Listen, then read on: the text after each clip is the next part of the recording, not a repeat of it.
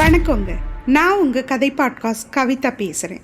இது கதை பாட்காஸ்ட் வழங்கும் சென்னியின் வாழ் எபிசோட் நம்பர் 16. இந்த எபிசோடோட டைட்டில் நீ என்ன வெண்தேர் செழியனா. கொச்சவன் வெற்றிவேல் சென்னியை பார்த்ததுமே தான் அவரை பத்தி கேள்விப்பட்டது அத்தனையும் உண்மைதான்னு புரிஞ்சுக்கிட்டான். அப்போ அவன் பக்கம் கொஞ்சம் சாஞ்ச பிடர்த்தலையன், இவரைத்தான் முன்னாடி வெள்ளை குதிரைகளோட பார்த்தீங்க அப்படின்னா. அதுக்கப்புறம் நிமிர்ந்த பிடர்த்தலையன் தன்கிட்ட வந்த வெற்றிவேல் சென்னியை பார்த்து மரியாதையோட நெஞ்சில கை வச்சு தலையசைச்சான். பதிலுக்கு வெற்றிவேல் சென்னியும் பிடர்த்தலையனை பார்த்து சிரிச்சான். பொற்கையர் சொன்ன வணக்கத்துக்கும் சென்னி தலையசைச்சான். அப்புறம் இளவரசன் சென்னியோட பார்வை கொற்றவன் மேல திரும்பிச்சு. கொற்றவனும் பிடர்த்தலையின் மாதிரி வெற்றிவேல் சென்னிக்கு மரியாதை கொடுத்தான். ஆனா அதெல்லாம் பொருட்படுத்தாம 2 பேரையும் கிராஸ் பண்ணி போயிட்டே இருந்தான் இளவரசன் வெற்றிவேல் சென்னி. நேரா போய் தன்னோட அப்பாவும் சோழ மன்னருமான இளம்பெருஞ்சென்னி முன்னாடி நின்னான். இவன் போய் அங்க நின்னதும் அங்க ஏற்கனவே கம்ப்ளைண்ட் பண்ணிட்டு இருந்தவங்களுக்கு அல்லு விட்டு போச்சு. வெற்றிவேல் சென்னி அப்பாவுக்கும் திதியருக்கும் வணக்கம் சொன்னான். ஆனா அதை விரும்பாத மன்னர் கொஞ்சம் கோமா, இதெல்லாம் என்னன்னு புரியுதா அப்படின்னு கேட்டாரு. வெற்றிவேல் சென்னி கீழே கிடந்த பொருளெல்லாம் பார்த்துட்டு யாரோ இதை உடைச்சிருக்காங்க அப்படின்னு கூலா சொன்னான். சென்னி அப்படின்னு கோபத்தை குரல்ல வச்ச மன்னர், இதுக்கெல்லாம் யாரோ காரணம் இல்லை, நீ தான் காரணம். உன்கிட்ட எத்தனையோ தடவை சொல்லியிருந்தேன். நீயும் உன் ஃப்ரெண்ட்ஸும் சேர்ந்து குதிரை பந்தயம் நடத்த இதொன்னும் வெண்தேர் செழியனோட கபாடபுரம் கிடையாது, இது சோழ நாடு. இங்க ஒழுக்கத்தை கைவிட்டா கையை வெட்டிடுவேன். உன்ன மாதிரி பிள்ளைய பெற்றதுக்கு தினம் நான் வருத்தப்படுறேன். உன் கூட ஒட்டி பிறந்தவன் தான் வெண்வேல் சென்னி. அவன்கிட்ட இருக்க பொறுப்பு உன்கிட்ட கொஞ்சமாவது இருக்கா? அவன் நாட்டுக்காக ஒரு சிற்றரசர்களையா போய் பார்த்து படைபலத்தை அதிகமாக்கிட்டு வர்றான். இளவரசனா அவன் தான் நடந்துக்கிறான். ஆனா நீ உன்னோட சொந்த விஷயத்திலேயே தான் கண்ணா இருக்க. உன்னால என் சோழ நாடு என்ன ஆக போகுதோ. நான் தினைக்கும் வயிற்றுல நெருப்ப கட்டிட்டு இருக்கேன்னு உள்ளுக்குள்ள இருந்த முழு கோவத்தையும் அனலா கக்கினாரு மன்னர். ஆனா அதெல்லாம் ஒரு பொருட்டாவே எடுத்துக்கல வெற்றிவேல் சென்னி. இருந்தாலும் தலையை குனிஞ்சிட்டு ஏதோ வருத்தப்படுறது மாதிரி நின்னான். மக்களே, என் பையன் செஞ்ச தப்புகளுக்கு என்னை மன்னிச்சிருங்க. நீங்க எவ்வளோ பணம் இழந்தீங்களோ அதுக்கு ஈடு என்னோட அமைச்சர்களை கொடுக்க சொல்றேன் அப்படின்னாரு இளம்பெரும் சென்னி மன்னர். அதை கேட்டுட்டு இருந்த மக்களுக்கு திகைப்பா போயிடுச்சு. மன்னா, உங்களை மன்னிக்க எங்களுக்கு தகுதி இல்லை, இழப்பீடு வேண்டிதான் நாங்க வந்தோம். அதுலயும் நம்ம இளவரசர் மேல எந்த தப்பும் இல்லை, நாங்க தான் அந்த பாதையிலன்னு வயசான ஒருத்தர் அர்த்தமில்லாம பேச இளம்பெருஞ்சென்னி கையை உயர்த்தி அவரை தடுத்தார். அந்த வயசானவர் அமைதி ஆயிட்டார். அப்புறம் அவங்க அவையை விட்டு வெளியேறிட்டாங்க. வெற்றிவேல் சென்னி நிமிர்ந்த அப்பாவை பார்த்து, நல்லதுப்பா, நான் கிளம்புறேன், எனக்கு பசிக்குது அப்படின்னு வெறுப்பா பேசினான். அப்புறம் ஒரு புன் சிரிப்போட அங்கிருந்து கிளம்பினான். போற அவனை எரிச்சலோட பார்த்துட்டு திதியரை பார்த்தாரு மன்னர். அவங்க 2 பேரும், அதாவது திதியரும் இளம்பெரும் சென்னியும் கண்ணாலேயே பேசிக்கிட்டாங்க. அந்த நேரம் பிடர்த்தலையன் கொற்றவனை அவங்க முன்னாடி கொண்டு வந்து நிறுத்தினான். அவங்க 2 பேரையும் சாஷ்டாங்கமா கும்பிட்டு விழுந்துட்டு எந்திரிச்சு நின்னா கொற்றவன். புதுமுகமா இருக்க இவனை பார்த்தாங்க. பிடர்த்தலையா, யார் இவரு அப்படின்னு கேட்டாரு திதியர். இவரை ஊர் எல்லையில பார்த்தேன்ப்பா, இவர் பாண்டிய மன்னர் அனுப்பி இருக்க தூதுவர்னா பிடர்த்தலையன். அவன் அறிமுகப்படுத்தின மறு செகண்ட் கொற்றவன் தன்னோட மீன் சின்னம் உள்ள பாண்டிய லட்சணையை வெளியில எடுக்க அது ஒரு காவலன் வாங்கிட்டு போய் மன்னர்கிட்ட கொடுத்தான். அதை 2 பேருக்கும் பின்னாடி நின்றுட்டு இருந்த பொற்கையரும் பார்த்தாரு. தான் கைக்கு வந்த பாண்டிய லட்சணையை தடவி பார்த்தாரு சோழ மன்னர். அது அதிகாரப்பூர்வமான லட்சணை தான் உறுதி பண்ண பின்னாடி பாண்டிய நாட்டுல இருந்து தூதா அப்படின்னு கொஞ்சம் கழுக்குன்னு நக்கலா சிரிச்சாரு. அப்புறம் அந்த லட்சணையை காவலன் கிட்ட கொடுக்க அதை அவன் திரும்ப கொற்றவன் கிட்டேயே கொடுத்தான். என்ன தூது இது? திரும்பவும் தன் பொண்ணோட சுயம்பரத்துல கலந்துக்க சொல்லி கேட்கிறாரா பாண்டியர்? அங்க மொழிபெயர் தேசத்துல முறிஞ்ச உறவை இப்படி புதுப்பிக்க போறாரா என்ன? உங்க பாண்டியர்கிட்ட போய் சொல்லுங்க, இங்க சோழ நாட்டுல எல்லாருக்கும் வேலை இருக்குன்னு போய் சொல்லுங்க. 2 பேரும் சேர்ந்துட்டு என்கிட்ட விளையாடுறாங்களா அப்படின்னு வெறுப்போட கேட்டாரு இளம்பெரும் சென்னி. கொற்றவன் அதை பொருட்படுத்தல. ரொம்ப பணிவோட புலிகொண்ட சோழ மன்னரை வணங்குறேன். உங்ககிட்ட 2 தகவல் சொல்ல கடமைப்பட்டிருக்கேன். முதல்ல என் பேரு மாறன். 2வது, எங்க பாண்டிய மன்னர் சுயம்வரத்துக்காக உங்களுக்கு தூது அனுப்பல, இது ஒத்துமைக்கான முதல் படின்னு சொல்ல சொன்னாரு அப்படின்னு மாறன் சொன்னதை கேட்ட சோழ மன்னர் அவனை அமைதியை பார்த்தார். அந்த நேரம் அவர் மனசுக்குள்ள பல கேள்வி வந்துச்சு. ஒத்துமைக்கான தூதா? எங்க தூது செய்திய கொடு அப்படின்னு சொன்னாரு மன்னர். கொற்றவன் தாம் பத்திரமா வச்சிருந்த மடலை எடுத்து பணிவோட நீட்டினான். அதை முன்னாடி மாதிரி ஒரு காவலன் வந்து வாங்கிட்டு போய் மன்னர்கிட்ட கொடுத்தான். கைக்கு மடல் வந்ததும் இளம்பெருஞ்சென்னி முதல் வரிய படிச்சாரு. மூவேந்தர் கூட்டுப்படையின் புதிய விதிகள் அப்படின்னு எழுதியிருந்தது. மடலை படிக்கும் போதே சோழ மன்னரோட உதட்டுல நக்கலா ஒரு புன்னகை. மடலை மூடினவரு கொற்றவனை பார்த்தாரு. நல்லது, சேரரும் பாண்டியரும் அனுப்பின தூத ஜீர்ணிக்க எனக்கு கொஞ்சம் நாள் வேணும் அப்படின்னாரு. அதை கேட்ட சுத்தி இருந்த எல்லாரும் சிரிச்சாங்க. பிடர்த்தலையன் மட்டும் சிரிக்கல. மன்னர் இப்படி சொன்னதும் கொற்றவன் முகத்துல கொஞ்சம் சேஞ்சஸ் தெரிஞ்சது. இதுக்கு நான் பதில் ஓல கொடுக்கற வரைக்கும் தூதர் இங்கேயே இருக்கட்டும். பிடர்த்தலையா, மதிப்புக்குரிய தூதரை விருந்தினர் மாளிகைக்கு கூட்டிட்டு போங்க தூதரே, சாப்பிட்டு தூங்கி ரெஸ்ட் எடுத்துக்கோங்க அப்படின்னாரு சோழ மன்னர் இளம்பெரும் சென்னி. கொற்றவனுக்குள்ள என்னென்னவோ ஓடுது. அதையெல்லாம் வெளியில காட்டிக்க முடியுமா என்ன? பேசாம ஒரு கும்பிடு போட்டுட்டு பிடர்த்தலையனோட போனான். போற அவனையே பார்த்துட்டு இருந்தாங்க சோழ மன்னரும் திதியரும்.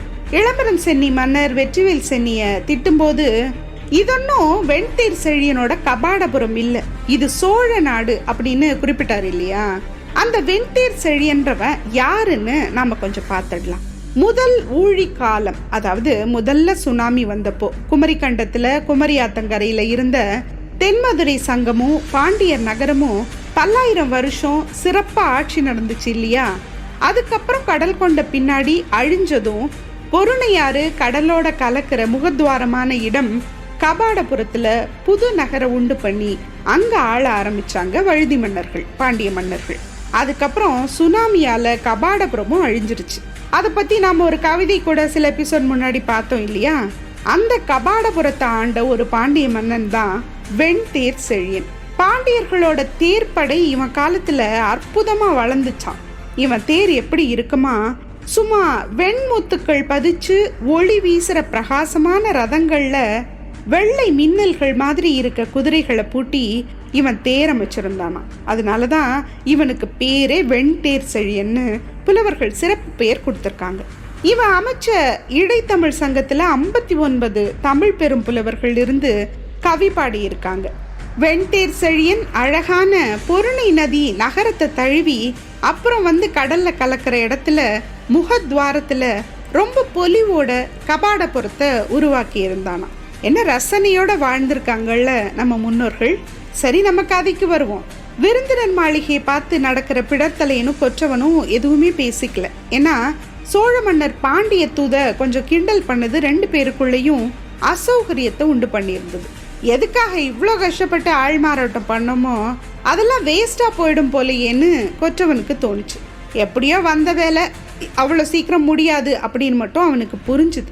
2 பேரும் அழுந்தூர் இளவரசியும் பிடர்த்தலையனோட அக்காவுமான எழினிய வழியில பார்த்தாங்க. அவ கையில சாப்பாட்டு தூக்குச்சட்டி ஒன்று இருந்தது. என்னன்னு தெரியல, அவ தம்பிய பார்த்ததும் அதை பின்னாடி மறைச்சா. அக்கா அப்படின்னா பிடர்த்தலையன். எங்கடா போயிருந்த? திரும்ப எங்கேயாவது போய் தலைகீழ தொங்கினியா? கண்ணு செவந்து போயிருக்கே அப்படின்னு கேட்டவ புதுசா இருக்க கொற்றவனை பார்த்தா. யார் இவரு அப்படின்னு கண்ணாலேயே கேட்டா தம்பிக்கிட்ட. அவ பக்கத்துல போன பிடர்த்தலையன் எல்லாத்தையும் சொன்னான். அதை கேட்ட எழினி கொற்றவனுக்கு கை கும்பிட்டு வணக்கம் சொன்னான். பதிலுக்கு கொற்றவனும் வணக்கம் சொன்னான். அப்போ அவ கையில இருந்த தூக்குச்சட்டிய பார்த்த பிடர்த்தலையன், என்னது இது, யாருக்கு சாப்பாடு கொண்டு போறக்கா அப்படின்னு கேட்டான். அப்போதான் அவ கையை தெரியாம முன்ன கொண்டு வந்ததை புரிஞ்சுக்கிட்டான். கொஞ்சம் தயங்கிட்டு, வேற யாருக்கு? அப்பாவுக்கு தான். சரி சரி, நேரமாகுது, இவரை விட்டுட்டு நேரா நீ இளவரசரன்னு எழினி முடிக்கிறதுக்கு முன்னாடியே, என்னால அவரை நெருங்க முடியாதுக்கா, மன்னரும் நம்ம அப்பாவும் எங்க 2 பேரையும் பிரிச்சு வச்சிருக்காங்க, நான் இளவரசரை போய் பார்க்கறது தெரிஞ்சா என்னை வேற எங்கேயாவது அனுப்பிடுவாங்க அப்படின்னா வருத்தமா பிடர்த்தலையன். எழினிக்கு நினைவுக்கு வந்துச்சு, மன்னரும் நம்ம அப்பாவும் ரொம்ப புத்திசாலிங்க தம்பின்னு மனசுல எதையோ நினைச்சிட்டு சொன்னான். அக்கா அப்படின்னு கேள்வியோட பார்த்தான் பிடர்த்தலையன். சரி, நான் பாத்துக்கிறேன், பசியோட இருப்ப, போய் சாப்பிடுன்னு சொன்னான். அப்படின்னா பிடர்த்தலையன். அப்புறம் அவங்க பாதைகள்ல போனாங்க எல்லாரும். கொற்றவனும் பிடர்த்தலையனும் விருந்தினர் மாளிகை பார்த்து நடப்போட எழினி அரண்மனைக்கு பின்னாடி பக்கம் இருந்த ஒரு பகுதிக்கு வந்து சேர்ந்தான். அங்க வந்ததும் நம்மளை யாராவது பாக்குறாங்களான்னு சுத்தி முத்தி பார்த்தா. யாரும் இல்லைன்னு உறுதிப்படுத்திக்கிட்ட பின்னாடி எதிர்த்தாப்புல இருந்த கட்டடத்தோட கதவை திறந்தா. அவ உள்ள கதவை சாத்தினதும் அதுக்குள்ள இருந்த வயசானவர் ஒருத்தர் தலையை தாழ்த்தி கும்பிடுறேன் தேவின்னாரு. அவரை பார்த்து போமா அப்படின்னு கேட்டா எழினி. அதுக்கு அவர் தேவி அது அப்படின்னு தயங்கினார். என்னன்னு அவ புருவம் உயர்த்தினா. இது மட்டும் மன்னருக்கு தெரிஞ்சா என் தலையை வெட்டிடுவார் தேவி, பயமா இருக்குன்னு பயமும் தயக்கமும் கலந்த பார்வையோட பேசினார் அந்த பெரியவர். அதை கேட்ட எழினி தலையசைச்சு கீழே பார்த்தா. சட்டுன்னு தன்னோட இடுப்புல இருந்த குருவாளை உருவி அவர் கழுத்துல வச்சு, நான் சொன்னதை செய்றீங்க, நீங்க செய்யற உதவியை விட அதிகமா கொடுக்குறேன். இன்னும் இது 2 பேருக்கும் மட்டுமே தெரிஞ்ச ரகசியம். நீங்களா கள்ள குடிச்சிட்டு மற்றவங்க கிட்ட உளர்னீங்கன்னா தான் உண்டு. இப்போ என்னை கூட்டிட்டு போறீங்களா இல்லை உங்க கழுத்தை கோழியா இருக்கிற மாதிரி அறுத்து எரியவா அப்படின்னு மிரட்டினான். அவர் வேர்த்து வழி அப்படியே செல்ல மாதிரி நின்றுக்கிட்டே, போவோம் தேவி, ஒன்றும் பிரச்சனை இல்லை போவோம் அப்படின்னாரு. தலையசைச்ச எழினி குருவாள அவர் கழுத்துலேருந்து எடுத்தா. அதுக்கப்புறம் அவங்க அந்த கட்டடத்துக்குள்ள உள்கட்டுக்குள்ள போனாங்க. அதுக்குள்ள பேஸ்மெண்ட் ஒன்று போச்சு. அதுக்குள்ள ரகசிய கதவு ஒன்று இருந்துச்சு. அதை திறந்தாரு அந்த பெரியவர். உள்ள இருட்டு நிரம்பி வழிஞ்சுது. பெரியவர் ஒரு கண்ணாடி விளக்க அவகிட்ட கொடுத்தாரு. அவ வேணான்னு சொல்லிட்டு நேரா உள்ள போனான். அந்த இருட்டான இடத்துக்கு பாதாள சிறைன்னு பேரு. இந்த பாதாள சிறைய காவல் காக்கிற வீரங்க அங்கங்க கட்டடங்கள்ல தங்கி இருந்தாங்க. அவங்க நேரத்துக்கு இது வழியா சிறைக்குள்ள நுழைஞ்சு கைதிகளுக்கு சாப்பாடு கொடுப்பாங்க. இப்படி பல ரகசிய வழிகள் பாதாள சிறைக்கு போறதுக்கு இருந்தது. சோழ நாடு அப்போதான் இந்த சிறைச்சாலையை டெவலப் பண்ணிட்டு இருந்தாங்க. அதுக்கான வேலை தொடங்க இருந்தது. கொஞ்ச நேரம் இருட்டிலேயே நடந்த எழினி தன்னோட சேலை முந்தானையால மூக்க பொத்திக்கிட்டா. நகரத்துல ஓடுற கழிவு நீர்கள் எல்லாம் அந்த இடத்துக்கு கீழே தான் ஓடிட்டு இருந்துச்சு. கொஞ்ச தூரத்துல இருட்ட போக்க செவுத்துல அங்கங்க பல தீப்பந்தங்கள் எரிஞ்சிட்டு இருந்துச்சு. அது தந்த வெளிச்சத்தோட உதவியோட எழினி ஒரு தனி சிறை முன்னாடி வந்து நின்னான். அங்க ஒரு புழு பூச்சியை கூட காணல. மற்ற சிறை அறைகள்ல இருந்து இந்த சிறை ரொம்ப தனிச்சு இருந்தது. ரொம்ப முக்கியமானவங்களுக்காக சோழர் செஞ்ச சிறப்பு சிறை அது. அந்த சிறையோட கம்பிகள் கொண்ட கதவு பெருசா இருந்தது. அதுக்கு பின்னாடி சிறையே இருட்டால மூழ்கி கிடந்துச்சு. உள்ள யார் இருக்காங்கன்னு கூட பார்க்க முடியல. எழினி அந்த சிறை முன்னாடி வந்து நின்று, உங்களுக்கு சாப்பாடு கொண்டு வந்திருக்கேன், கையை நீட்டுங்கன்னா. சரி, இவ்வளோ தம்பிக்கிட்ட கூட சாப்பாட்டு தூக்குச்சட்டியை மறைச்சி எடுத்துட்டு வந்து காவலா இருக்கவர் கழுத்துல கத்தி வச்சு இருட்டில் நடந்து பாதாள சிறையில், அதுவும் தனி சிறைக்கு வந்து அப்படி யாருக்கு சாப்பாடு கொடுக்குறா? என்னடாது எல்லாருமே மர்மமாக இருக்கீங்க.